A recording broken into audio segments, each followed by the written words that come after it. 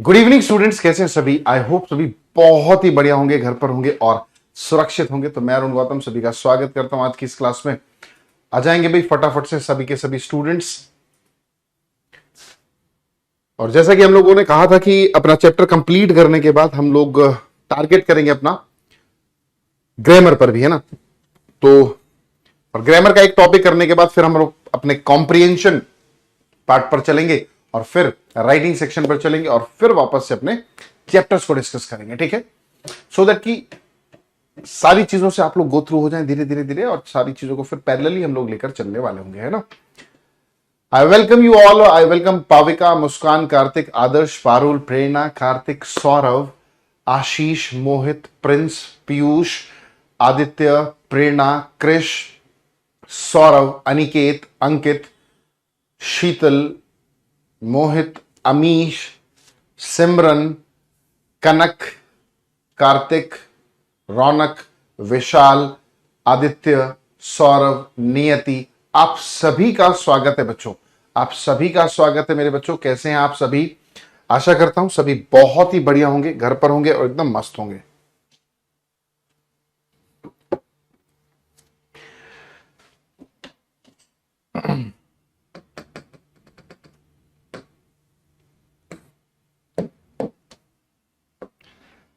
तो आज हम लोग अपना एक टॉपिक देख रहे हैं, दैट इज टेंस।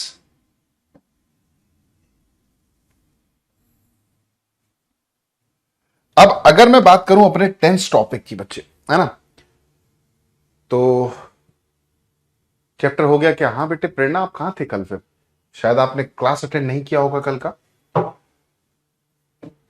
बिल्कुल हम लोगों ने कंप्लीट कर लिया था बच्चे चैप्टर, और अब हम आज आगे की बात को डिस्कस करेंगे, ठीक है ना।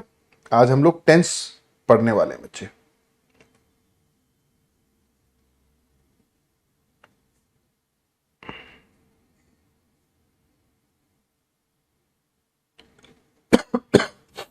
सर हम भी हैं। हाँ बच्चे, सभी का स्वागत है।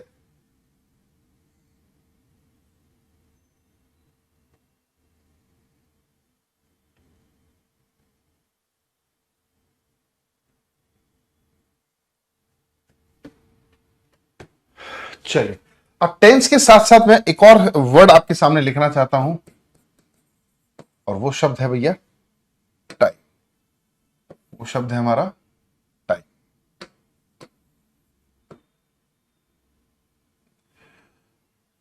बुक्स में आपको अधिकतर यही लिखा मिलता है टेंस, टाइम एंड टेंसेस, है ना। Time and tenses.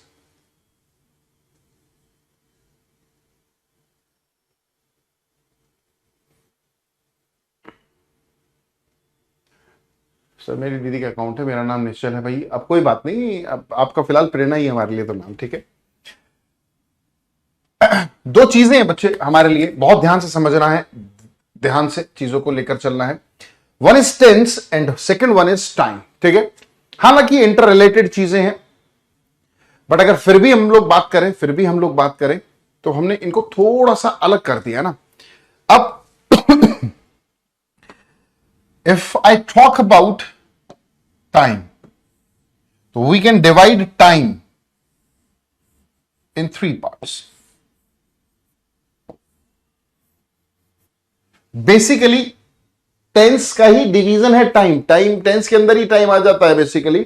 हालांकि टाइम बहुत इंपॉर्टेंट है, टाइम बहुत इंपॉर्टेंट है हमारे लिए। सबसे इंपॉर्टेंट टाइम है, उसके हिसाब से टेंस डिसाइड होता है। तो टाइम को हम लोग डिवाइड कर लेते हैं 3 पार्ट्स में। बेसिकली वो टेंस ही है वैसे, ना। एक जो बीत चुका है,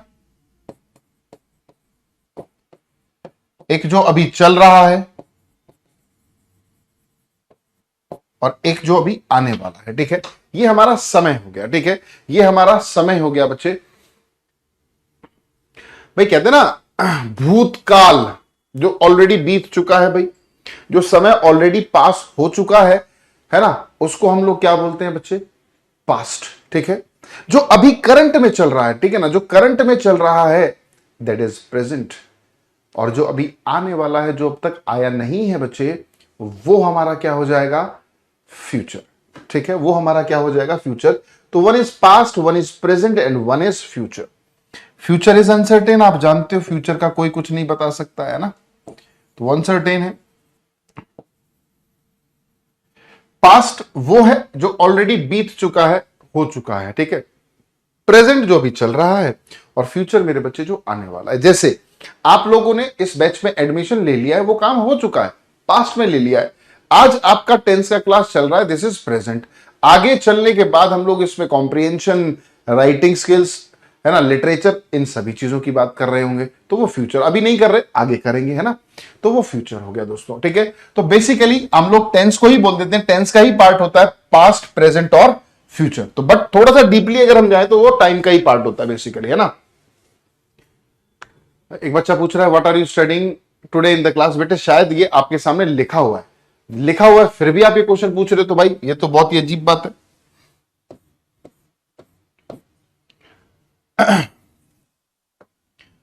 अब बात हम लोग करेंगे ये टेंस क्या होता है, व्हाट इज टेंस। इस टेंस शब्द से आप लोग क्या समझते हैं, टेंस शब्द से आप लोग क्या समझते हैं बच्चे।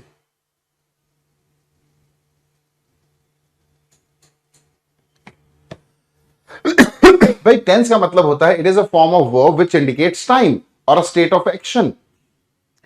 भाई ये टाइम को दिखाता है सबसे पहले टेंस, तो इसीलिए टेंस जो है टाइम को ही दिखाता है, तो ये इंटर रिलेटेड ही है। टेंस जो है टाइम को ही दिखाता है, कौन सा टाइम, पास्ट, प्रेजेंट, फ्यूचर, ठीक है ना। तो टेंस का मतलब ही टाइम से होता है ना, तो इसीलिए हमने कहा ये जो पास्ट, प्रेजेंट, फ्यूचर है, इसको टाइम बोल सकते हैं या फिर टेंस भी बोल सकते हैं, ठीक है। तो it is a form of verb which indicates an action, ठीक है, क्लियर हुआ। या फिर हम कह सकते हैं, देखो सिंपल भाषा में सभी बोल सकते हैं,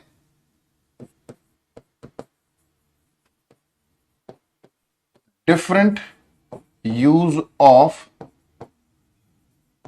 वर्ब्स अकॉर्डिंग टू, समय के अनुसार वर्ब्स का ही अलग अलग तरह से यूज कर लेना क्या कहलाता है मेरे बच्चे, क्या कहलाता है आपका, टेंस कहलाता है, ठीक है। समझ पाए, इट इंडिकेट्स एन एक्शन, ठीक है। ये अपने आप में किस चीज को दिखाता है मेरे बच्चे, इट इंडिकेट्स टाइम और स्टेट ऑफ एक्शन। भाई टाइम को इंडिकेट करता है और स्टेट ऑफ एक्शन को इंडिकेट करता है।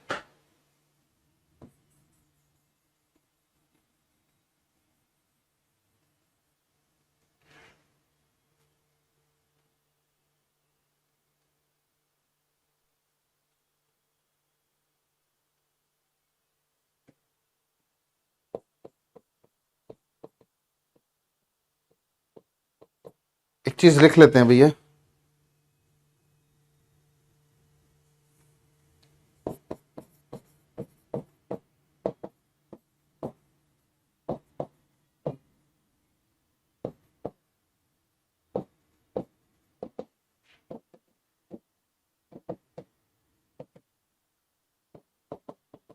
विच इंडिकेट्स टाइम, जो समय को इंडिकेट करता है,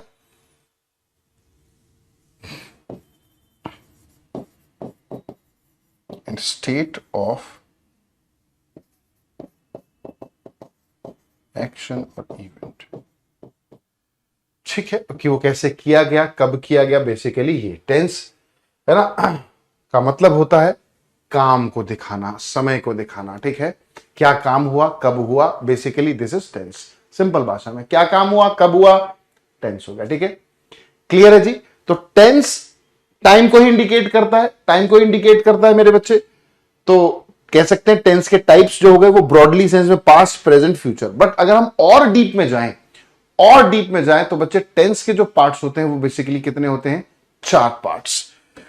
टेंस के जो पार्ट्स हुआ करते हैं बच्चे वो क्या होते हैं, 4 पार्ट्स। दोबारा से मैं बता दूं, टाइम एंड टेंस, यहां तक बात समझ में आ गई तो मुझे बता देंगे फटाफट से। समय का मतलब तो सिर्फ समय को दिखा रहा है, पास्ट, प्रेजेंट, फ्यूचर, ठीक है। बट टेंस की बात करते हैं तो वो एक वर्ब की ऐसी फॉर्म जो समय को इंडिकेट कर देती है ना, वर्ब की ऐसी फॉर्म जो समय को इंडिकेट करता है, उसी को टेंस बोल देते हैं। अब टेंस के अपने अपने 4 पार्ट्स हैं, टेंस के अपने बच्चे 4 पार्ट्स हैं। वो कौन कौन से पार्ट्स हैं, आओ जानते होंगे वैसे आप लोग।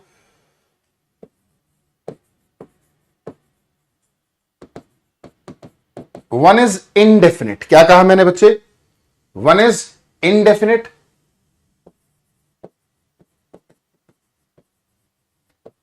Second one is continuous,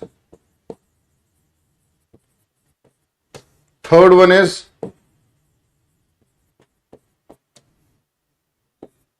perfect, and fourth one is perfect continuous. ठीक है, fourth one is perfect continuous. We have four types of sub categories of tense. Broadly tense तीन तरह के हुए, और थोड़ा डीपली जाएंगे तो भैया indefinite, continuous, perfect and perfect continuous ये भी हो गए। ठीक है, यूनिवर्स में समय का बहुत महत्व है भैया, समय ही सबसे बलवान है, समय ही सबसे ज्यादा कीमती है। ठीक है ना, टाइम इज प्रीशियस। इसीलिए टेंस के हिसाब से समय चेंज नहीं होता, समय के हिसाब से टेंस चेंज होता है, ये याद रखेंगे हमेशा। तो समय ज्यादा बलवान है बच्चों। तो चार केसेस बन गए हमारे, चार टेंसेस है ना, indefinite, continuous, perfect, perfect continuous. ठीक है, अब इंडेफिनिट टेंस क्या है, कॉन्टिन्यूअस क्या है, परफेक्ट क्या है, परफेक्ट कॉन्टिन्यूअस क्या है, इसको जानते हैं भाई। इंडेफिनिट नाम से ही क्लियर है, something which is not definite is indefinite. भाई जो डेफिनिट नहीं है, निश्चित नहीं है, वो इंडेफिनिट है। अब ये इंडेफिनिट का मतलब यहां पर क्या है? इंडेफिनिट टेंसेस, आप उन टेंसेस को बोलोगे जहां पर आपका एक्शन जो हो रहा है ना वो अनसर्टेन हो, पता ना लग रहा हो कि वो काम अभी जारी है, खत्म हो गया है या क्या हो रहा है। जब हमारा action, when our action is uncertain, when our action is uncertain, वो कौन सा टेंस हुआ करता है बच्चे? Indefinite. When action is uncertain, जो आपका एक्शन है वो क्या हो? अनसर्टेन हो। जब आपका एक्शन मेरे बच्चों अनसर्टेन हो वो क्या कहलाएगा बच्चों? Indefinite tense. जैसे मैंने कहा आई ईट फूड, मैंने आपसे कहा आई ईट फूड। अब मुझे बताओ इसमें काम चल रहा है या फिर जारी है, हो चुका है, होगा, क्या है? कुछ समझ में आ रहा है क्या? नहीं पता लग रहा। मैं खाना खाता हूं ना, तो इससे दिखा पता लगा कि खाना खा रहा है इंसान, खा चुका है, खाएगा, कोई आइडिया नहीं लगा, एक्शन अनसर्टेन है। ठीक है, आई एट फूड, इससे नहीं पता लग रहा इंसान खाना खा रहा है। आई एट फूड, खाना खा लिया, कब खाया कोई अंदाजा, कुछ स्पेसिफिकेशन नहीं दिया गया यहां पर। तो ऐसे केसेस को ही हम लोग क्या बोलते हैं बच्चे? इंडेफिनिट। ऐसे ही केसेस को हम लोग क्या बोल दिया करते हैं बच्चे? इंडेफिनिट। डेफिनेट नहीं है, जब डेफिनेट नहीं होगा तो वो इंडेफिनिट होगा बच्चे, है ना। अगले पर आते हैं, ये तो सिंपल था, अगला और भी सिंपल है। कॉन्टिन्यूअस टेंस वो टेंस होता है मेरे बच्चे जो बात करने लगे किसकी? प्रोग्रेस की। जब बात प्रोग्रेस को लेकर होने लगे प्रोग्रेस का मतलब प्रगति, काम चल ही रहा है, काम चल रहा है। अगर कोई काम, if something is going on, अगर कोई चीज को चलते हुए, एक्शन को परफॉर्म होते हुए दिखा दे करंटली, जबकि जिस समय की बात कर रहे हैं, तो वो कॉन्टिन्यूअस टेंस रहता है। अगर कोई काम, मेरे बच्चों बहुत सोच समझ कर आंसर देना, कोई काम चल रहा है तो मुझे बताओ वो काम कंप्लीट है या अभी इनकम्प्लीट है? जल्दी से अपना आंसर बताएं। If something is going on तो इट इज कंप्लीटेड और इनकम्प्लीटेड। इज इट कंप्लीट और इनकम्प्लीट किसको शो करता है? जल्दी से बताएं भाई। अगर कोई काम प्रोग्रेस में है, चल रहा है, जैसे राहुल डांस कर रहा है, तो अगर डांस कर रहा है तो वो काम कंप्लीट हो गया या इनकम्प्लीट है? आपका हो गया सर इनकम्प्लीट है, तो हम कह सकते हैं कॉन्टिन्यूअस टेंस इनकम्प्लीट को दिखाता है। जब भी कभी कोई कॉन्टिन्यूअस टेंस है, इसका मतलब समथिंग इज गोइंग ऑन, मतलब चल रहा है, एक्शन इज गोइंग ऑन, है ना, एक्शन चल रहा है, तो कह सकते हैं या तो प्रोग्रेस को दिखाएगा या फिर इनकम्प्लीट को दिखाएगा। बिल्कुल समझ में आई बात मेरे? ऐसे तरह से पढ़ेंगे बच्चे कि जीवन में दोबारा टेंस पढ़ने की जरूरत ना हो, और गारंटी देता हूं 10th में मजा ही आ जाएगा जब आप जाओगे, है ना। जब 10th में अगले साल हम लोग दोबारा पढ़ रहे होंगे तो फिर इतना आपको कह रहे सर ये तो सब आता ही है ना क्योंकि सेम ग्रामर है आपका 10th में भी। तो प्रोग्रेस और इनकम्प्लीट को दिखाता है भाई। दूसरी बात, अगर कभी भी कोई कॉन्टिन्यूस टेंस आ गया, याद रखना अगर कोई भी टेंस कॉन्टिन्यूस है तो उसमें हमेशा हम लोग कौन सी फॉर्म का यूज करेंगे भाई? फोर्थ फॉर्म ऑफ वर्ब का यूज करना ही करना है मेरे बच्चे। फोर्थ फॉर्म ऑफ वर्ब का यूज फॉर श्योर हम वहां पर करेंगे। अब ये फोर्थ फॉर्म कौन सी आती है आपके माइंड में तो तुरंत आ रहा होगा, अरे सर हम लोगों ने तो सिर्फ और सिर्फ तीन ही फॉर्म्स का नाम सुना है, बट सर आपने तो फोर्थ फॉर्म लिख दी। मैं फिलहाल के लिए आपको बता दूं, वर्ब की फोर्थ फॉर्म का मतलब ही क्या होता है? वर्ब की first form plus I N G. Verb की फर्स्ट फॉर्म प्लस आईएनजी को ही आप लोग फोर्थ फॉर्म बोला करते हैं। क्लियर है? जो फोर्थ फॉर्म हम लोग लिख देते हैं ना, वो बेसिकली है क्या? आईएनजी फॉर्म ही है मेरे बच्चे, आईएनजी फॉर्म को ही बोलते हैं। ठीक है, चलिए फिर भी मैं आप लोगों को एक चीज और बता दूं। आइए, आमतौर पर एक वर्ब जो होती है उसकी चार फॉर्म्स हुआ करती हैं, हालांकि कुछ बुक्स में 5 भी लिख दिया करते हैं। ठीक है, वो भी गलत नहीं है। अब आप कहोगे सर आप तो एक कम बता रहे हो। कम नहीं बता रहा बेटे, मैं बताता हूं आपको। ठीक है,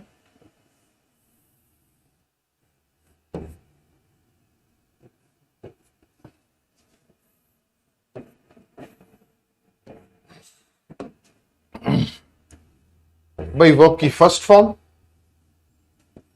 वर्ब की सेकेंड फॉर्म, थर्ड फॉर्म और फोर्थ फॉर्म। चार फॉर्म्स हुआ करती हैं भैया, वर्ब की चार फॉर्म होती है।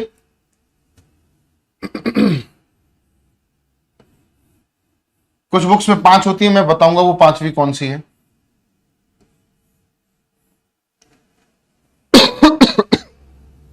अब फर्स्ट फॉर्म का अपना एक नाम हुआ करता है, फर्स्ट फॉर्म का अपना एक नाम हुआ करता है, ये भी जान लें भाई। फर्स्ट फॉर्म ऑफ जो वर्ब होती है बच्चे, उसको हम लोग क्या नाम देते हैं? Present form of verb. जैसे गो, वेंट, गॉन है ना। अब गो जो है उसको हम लोग क्या बोल देंगे? It is first form. ठीक है, फिर आती है हमारी सेकंड फॉर्म। सेकंड फॉर्म का नाम मेरे बच्चे क्या लिखा जाता है, क्या हुआ करता है? पास्ट। फर्स्ट फॉर्म प्रेजेंट होती है, सेकंड फॉर्म हमारी पास्ट हुआ करती है। बात करें थर्ड फॉर्म की, तो थर्ड फॉर्म का नाम क्या होता है?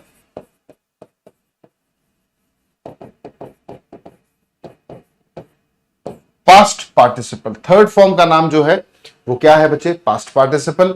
ऐसे ही जो फोर्थ फॉर्म होती है, फोर्थ फॉर्म का मतलब जो वर्ब की फर्स्ट फॉर्म प्लस आईएनजी होती है, उसी को फोर्थ फॉर्म बोला जाता है और उसका नाम हमारा क्या है?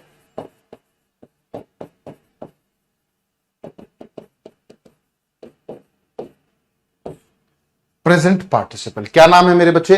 Present participle. तो हमने कहा एक वर्ब के 4 अलग अलग फॉर्म्स हुआ करती हैं बच्चों। वर्ब की फर्स्ट फॉर्म, वर्ब की second form, third form and fourth form. याद रखना, जैसे फॉर एग्जांपल अगर मैं आपसे कह रहा हूं गो, है ना, वेंट,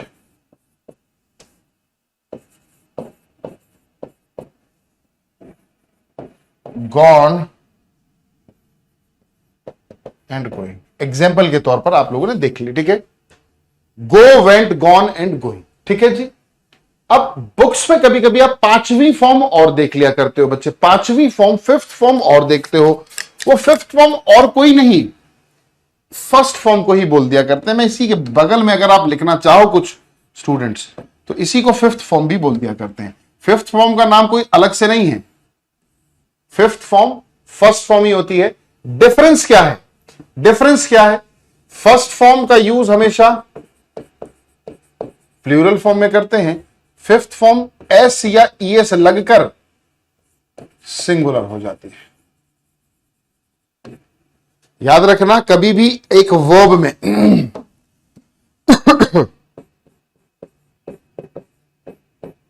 अगर एक वर्ब में क्या जुड़ जाए, एस या ईएस, ठीक है, तो वो किस फॉर्म में एग्जिस्ट करेगी?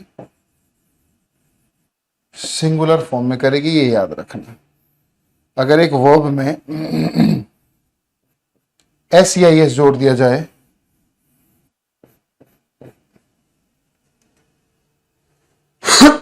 तो कैसी होगी बच्चे? Singular form.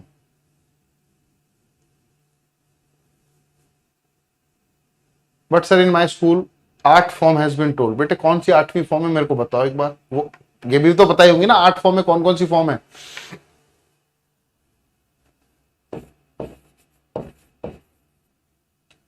तो गो जो है ये प्लूरल है, गोज जो है वो सिंगुलर। ये बात कहानी समझ में आ गई? ये बहुत इंपॉर्टेंट है बच्चे। किसी भी वर्ब में याद रखना, किसी भी वर्ब में जब आप एस या ईएस जोड़ दोगे, किसी वर्ब में मेरे बच्चे जब आप एस या ईएस को जोड़ दोगे तो वो वर्ब जो होगी ना वो हमेशा सिंगुलर होगी और सिंगुलर सब्जेक्ट्स के साथ आएगी। ठीक है, तो एक वर्ब की अगर कितनी फॉर्म होती हैं? 4 हम लोग मानते हैं, 5वीं मैं अवॉइड करके चलता हूं। ठीक है, टोटल 4 होती है। इन दोनों का नाम जब एक ही है तो इनको फर्स्ट ही माना जाएगा, तो आंसर आपको क्या देना होगा? 4 ही फॉर्म। ठीक है, तो हमने क्या देखा? कॉन्टिन्यूअस टेंस में कौन सी फॉर्म यूज होती है भैया? फोर्थ फॉर्म का यूज करते हैं।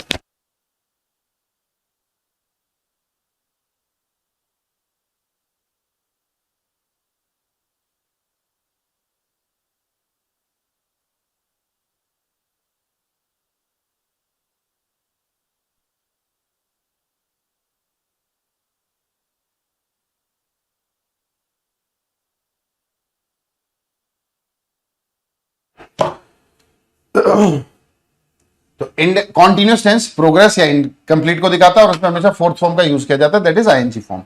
अगले पर आते हैं परफेक्ट टेंस। अगर कोई भी टेंस परफेक्ट है, whether it is present perfect, past perfect और इट इज फ्यूचर परफेक्ट, उससे कोई फर्क नहीं पड़ता। बट अगर मैं बात करूं परफेक्ट टेंस की, तो परफेक्ट टेंस हमेशा बात करता है किस चीज को लेकर? ये एक्शन को कंप्लीट दिखाने की बात करता है। ठीक है, जब आपका एक्शन को कंप्लीट दिखाने की बात हो, ठीक है, तो फिर वो क्या होगा? Perfect tense, that is complete. समझ पाए? सर पार्टिसिपल समझ नहीं आया बेटे, इसमें समझना क्या है? ये जो थर्ड फॉर्म है और फोर्थ फॉर्म है, इनका नाम है पार्टिसिपल। एक पास्ट पार्टिसिपल है और एक प्रेजेंट पार्टिसिपल है। तो परफेक्ट टेंस कंप्लीशन को दिखाता है, कोई चीज को कंप्लीट दिखाता है। अब याद रखेंगे, कभी भी कोई टेंस कंप्लीट दिखाना है, मतलब परफेक्ट टेंस है, तो उस परफेक्ट टेंस में हैज, हैव या फिर हैड, इन तीनों में से कुछ ना कुछ यूज जरूर किया जाएगा। इन तीनों में कुछ ना कुछ यूज जरूर किया जाएगा। ठीक है, क्लियर हुआ सभी को? इन तीनों में कुछ ना कुछ यूज जरूर किया जाएगा। अब ये भी आप जानते हो, हैज हैव हैड के बाद हमेशा कौन सी फॉर्म आती है? Third form. ये बेसिक सी बातें बच्चे याद रखनी है, ये बुक्स में नहीं मिलेंगी आपको, है ना? बुक्स में नहीं मिलेंगी, बट बुक्स में बहुत कम चीजें बताई जाती है। अब एक और टेंस हमारे सामने आया, परफेक्ट कॉन्टिन्यूस। आप देख रहे हो कि परफेक्ट कॉन्टिन्यूस जो है टेंस, वो इन दोनों का कॉम्बिनेशन है। ये इन दोनों का कॉम्बिनेशन बनकर ये बन गया हमारा परफेक्ट और कॉन्टिन्यूस मिलाकर हमने एक नया टेंस बना दिया, परफेक्ट कॉन्टिन्यूस। क्या ऐसी जरूरत पड़ी जो परफेक्ट कॉन्टिन्यूस बनाया? उस पर भी बात करेंगे। बट अगर ये परफेक्ट है, परफेक्ट का मतलब यहां पर हैज हैव हैड में से कुछ ना कुछ आना चाहिए। तो परफेक्ट कॉन्टिन्यूस अगर कोई भी टेंस आपको मिल रहा है, उसमें आपको हैज, हैव या फिर हैड, इन तीनों में से मेरे बच्चे कुछ ना कुछ जरूर मिलेगा। कुछ ना कुछ आपको जरूर मिलेगा, चाहे हैज मिले या हैव मिले या फिर हैड मिले, डिपेंड करता है समय के हिसाब से। ठीक है, तान्या बेटे आप क्या कह रहे हो? मैं समझ नहीं पा रहा हूं। वर्ब की 8 फॉर्म बिल्कुल भी नहीं होती, वर्ब की सिर्फ और सिर्फ 4 ही फॉर्म होती है, या 5 कह सकते हैं हम। ठीक है, 8 नहीं होती। जैसे go, went, gone, going and goes, इसके अलावा गो की और कोई वर्ब की फॉर्म नहीं होगी। ठीक है, चलो, तो हैज हैव हैड जरूर मिलेगा भाई, ये तो कंफर्म है क्योंकि परफेक्ट टेंस है। अब क्योंकि कॉन्टिन्यूअस टेंस है, कॉन्टिन्यूअस टेंस में भी या फोर्थ फॉर्म भी आएगी, ये भी कंफर्म है आपको। ये दोनों चीजें हमारी हो गई कि भाई परफेक्ट कॉन्टिन्यूअस में हैज हैव हैड भी मिलेगा और कहीं ना कहीं फोर्थ फॉर्म भी, आईएनजी फॉर्म भी मिलेगी। बट एक चीज गड़बड़ हो गई, एक चीज मेरे बच्चों गड़बड़ हो गई। वो क्या है गड़बड़? एक चीज क्या गड़बड़ हो गई? अभी हमने सीखा है हैज हैव हैड के बाद तो कौन सी फॉर्म आती है मेरे भाई? हैज हैव हैड के बाद कौन सी फॉर्म आती है मेरे बच्चे? Third form. यही सीखा है अभी हमने कि भाई हैज हैव हैड के साथ तो कौन सी फॉर्म आती है? Third form. तो ये तो फोर्थ फॉर्म है, ये तो गलत हो रहा है। हैज हैव हैड के बाद फोर्थ फॉर्म तो आ नहीं सकती। तो इनको, इन दोनों को अगर मैं देखूं एग्री कराने के लिए, यहां पर हमें एक वर्ब का यूज करना होगा, और वो वर्ब क्या होती है? बीन। वो क्या हुआ करती है बच्चे? बीन। ये थर्ड फॉर्म की कंडीशन को ये पूरा करेगा, ये वर्ड बीन।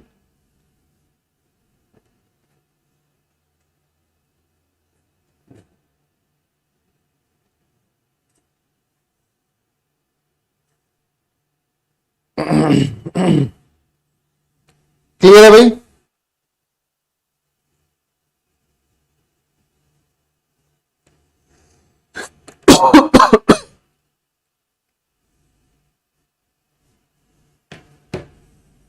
बेटे प्राची बेटे पढ़ाई पर ध्यान दो, अननेसेसरी मैसेज बिल्कुल भी नहीं।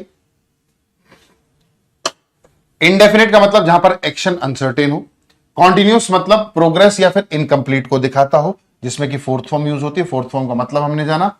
परफेक्ट टेंस का मतलब कंप्लीशन को दिखाएगा। परफेक्ट कोई भी टेंस हो, चाहे वो प्रेजेंट परफेक्ट हो, पास्ट परफेक्ट हो या फिर फ्यूचर परफेक्ट हो, किसी में भी या तो हैज मिलेगा, हैव मिलेगा या हैड मिलेगा, मिलेगा जरूर। इन तीनों में से कोई एक वर्ड जरूर मिलेगा परफेक्ट टेंस में। ऐसे ही परफेक्ट कॉन्टिन्यूस होगा तो भी इन तीनों में से कोई एक वर्ड मिलेगा, और इन तीनों के बाद थर्ड फॉर्म आती है, इसीलिए हमें बीन भी यूज करना होगा और फिर फोर्थ फॉर्म भी यूज करनी होगी। ठीक है, अब हम लोग ये जानते हैं कि परफेक्ट और कॉन्टिन्यूस को मिक्स करने की क्या नीड हुई, दो नए टेंसेस को बनाने की क्या जरूरत हुई। देखो ध्यान से, मैं आपके सामने एक सेंटेंस लिख रहा हूं, समझेंगे बच्चे, ये चीजें बुक में नहीं मिलेंगी आपको। मैंने कहा Rahul has been playing chess for 2 hours। ये बच्चे एक स्टेटमेंट मैंने आपके सामने लिखा है। अनसर्टेन का मतलब होता है अनिश्चित।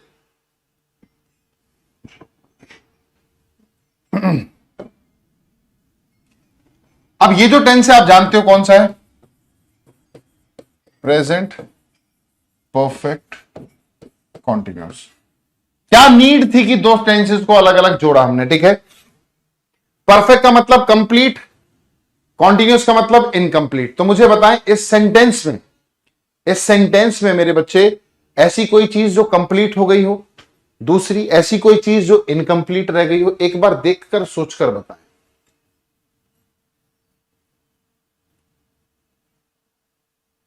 मेरे को 8th में टेंस के 6 पार्ट बताए थे, कोई बात नहीं बेटे, अब हम 12 बता रहे, टेंशन ना लो, आओ पढ़ाई करो।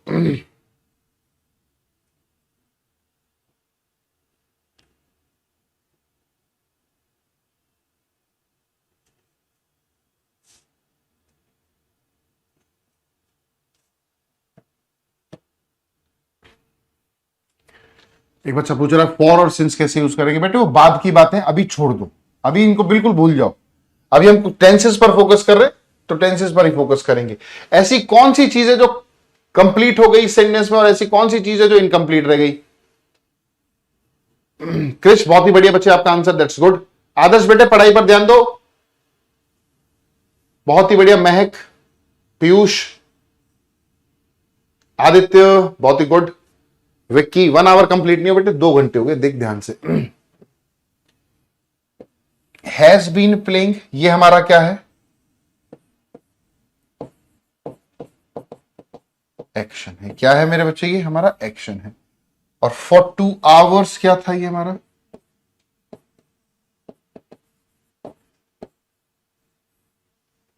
क्या है, टाइम है। ठीक है, ये एक्शन है और ये हमारा टाइम है। एक्शन है और टाइम है। ठीक है, आप देख रहे हो क्या कह रहा है, Rahul has been playing chess for 2 hours, कि वो 2 घंटे से चेस खेल रहा है। इसका मतलब खेलते खेलते उस बच्चे को 2 घंटे कंप्लीट हो गए या नहीं हो गए। भाई 2 घंटे से खेल रहा है, इट मीन 2 घंटे तो खेल लिया इंसान। तो टाइम जो है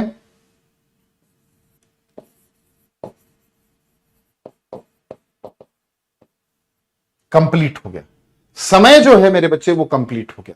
2 घंटे खेलते खेलते हो गए। मानकर चले जैसे अभी बज रहे हैं 6:30, है ना, अभी 6:30 बज रहे हैं, और 6:30 को इंग्लिश में कैसे बोलते हैं, इट इज 6:30। ठीक है, 6:30 हो गए मेरे बच्चों, और 6:30 बजे मैं कह रहा हूं कि राहुल 2 घंटे से खेल रहा है। इसका मतलब 4:30 से शुरू करा होगा, खेलते खेलते 2 घंटे भाई साहब को कंप्लीट हो गए हैं, और कंप्लीट हो गया तो उसमें टाइम तो कंप्लीट हो गया, बट एक्शन जो है वो अभी भी चल ही रहा है।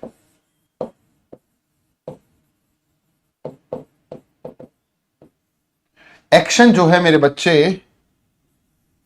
वो अभी भी क्या हो रहा है, चल रहा है। ठीक है, तो देखो एक चीज इनकम्प्लीट है और एक चीज कंप्लीट है, दोनों को मिक्स करके इनकम्प्लीट का मतलब यहां पर, इनकम्प्लीट का मतलब कॉन्टिन्यूस, कंप्लीट का मतलब परफेक्ट, इसीलिए परफेक्ट और कॉन्टिन्यूस टेंस बनाएंगे। आई होप समझ में आया होगा ये चीज, क्लियर है भाई कि क्यों परफेक्ट कॉन्टिन्यूस की नीड हमें हुआ करती है, क्यों हमें परफेक्ट कॉन्टिन्यूस की नीड हुआ करती है। क्योंकि हमें समय को कंप्लीट दिखाना है, एक्शन अभी भी इनकम्प्लीट है, एक्शन अभी भी मेरे बच्चे इनकम्प्लीट है यहां पर।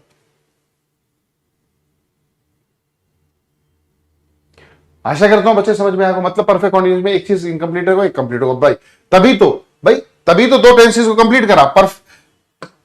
भाई कॉन्टिन्यूस का मतलब इनकम्प्लीट, परफेक्ट का मतलब कंप्लीट, दोनों टेंस को मिक्स करें तो एक इनकम्प्लीट की बात करेगा एक कंप्लीट की बात करेगा।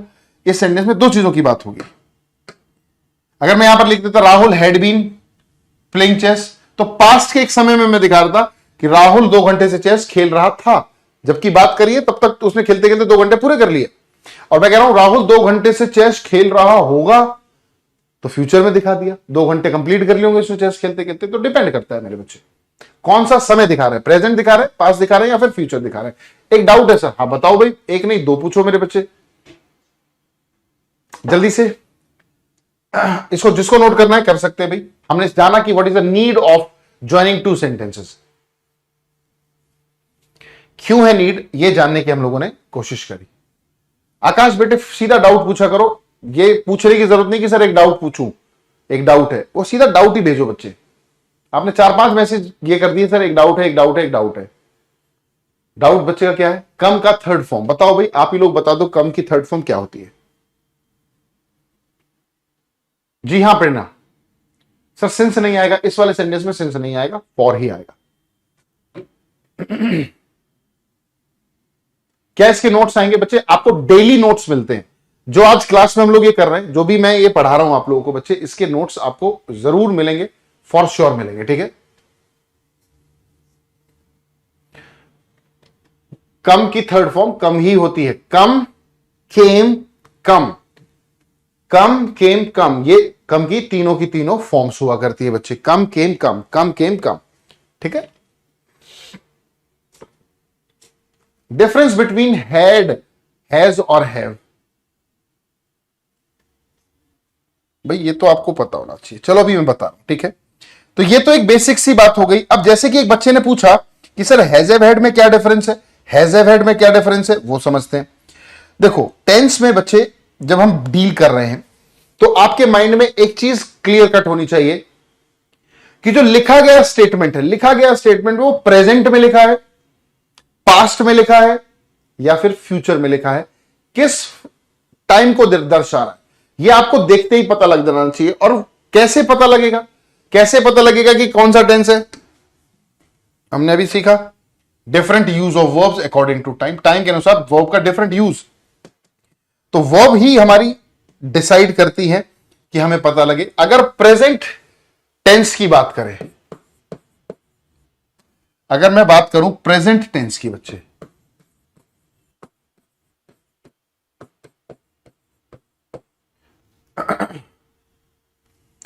अगर बात की जाएगी प्रेजेंट टेंस की बच्चे, तो प्रेजेंट टेंस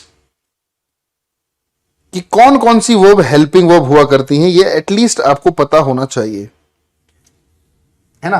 प्रेजेंट टेंस की एटलीस्ट कौन कौन सी वर्ब आपको देखकर समझ में आ जाना चाहिए कि भैया ये लिखा गया सेंटेंस प्रेजेंट का है, ये लिखा गया सेंटेंस प्रेजेंट का है। पास्ट टेंस में आपको क्या क्या लिखा मिलेगा, ये देखकर ही समझ में आ जाना चाहिए तुरंत।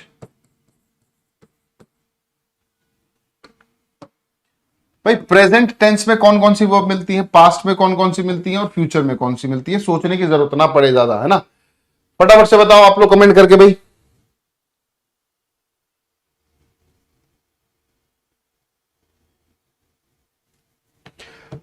तो अब प्रेजेंट टेंस की जो हेल्पिंग वर्ब हुआ करती हैं आप जानते हैं, प्रेजेंट टेंस की हेल्पिंग वर्ब कौन सी होती है? देखो is, am, are, do, does, has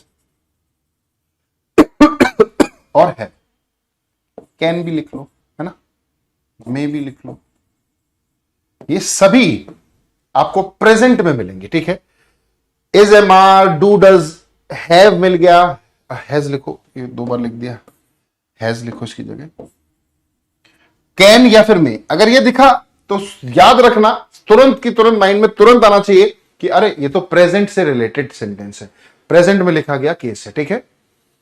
past की अगर मैं बात करूं, पास्ट की अगर मैं बात करूं तो वहां पर वॉज, वर, ठीक है, did, had, could, would, might,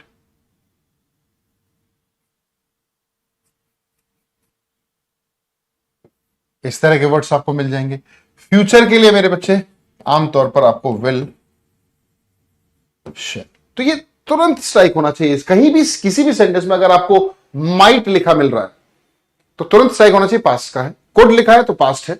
हालांकि ऐसा भी नहीं कि कुड और वुड आ जाएंगे तो हमेशा पास्ट को दिखाएंगे, उनको डीपली थोड़ा सा आगे पढ़ेंगे, डीपली आगे पढ़ेंगे। जैसे would you lend me some money, तो ये पास्ट का नहीं है, इस पर आगे चर्चा करेंगे। I would like to join this course, तो ये पास्ट का नहीं है। बट जनरली मैं बता रहा हूं, मोटे तौर पर आपको तुरंत पता लगना चाहिए कि ये जो वर्ब्स आपको सेंटेंस में दिख रही हैं, है ना, ये जो वर्ब आपको सेंटेंस में दिख रही हैं, तो सेंटेंस प्रेजेंट का हो जाएगा।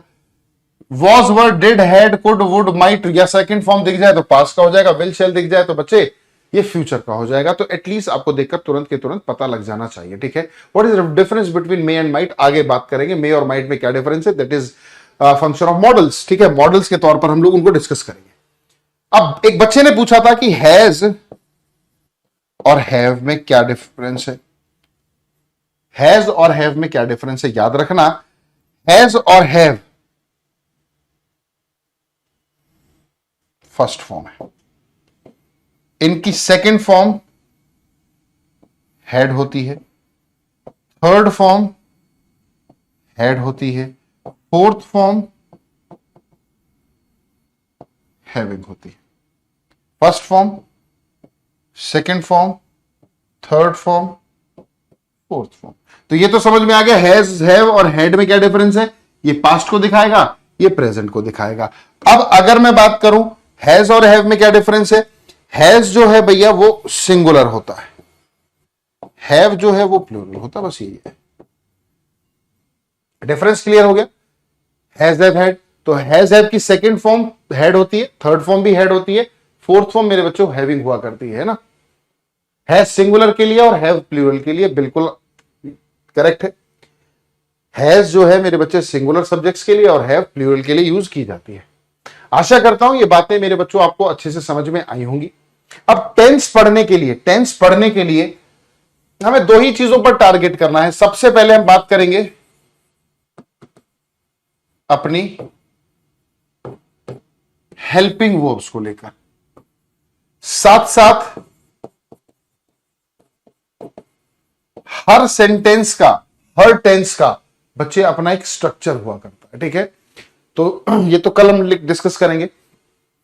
मैंने क्या बताया आपको कि किसी भी टेंस के लिए हमें 2 चीजों का बहुत अच्छे से ज्ञान होना चाहिए कि उस पर्टिकुलर टेंस के लिए कौन सी हेल्पिंग वर्ब है। अभी तो हम लोगों ने देखो पूरे प्रेजेंट के लिए जान लिया, अभी हम लोग स्पेसिफिकली जानेंगे कि is, am, are, present continuous, do, does, present indefinite, has, have, can, ये सब हैज, हैव किसके लिए, प्रेजेंट परफेक्ट के लिए। ये तो कलेक्टिवली हमने जाना।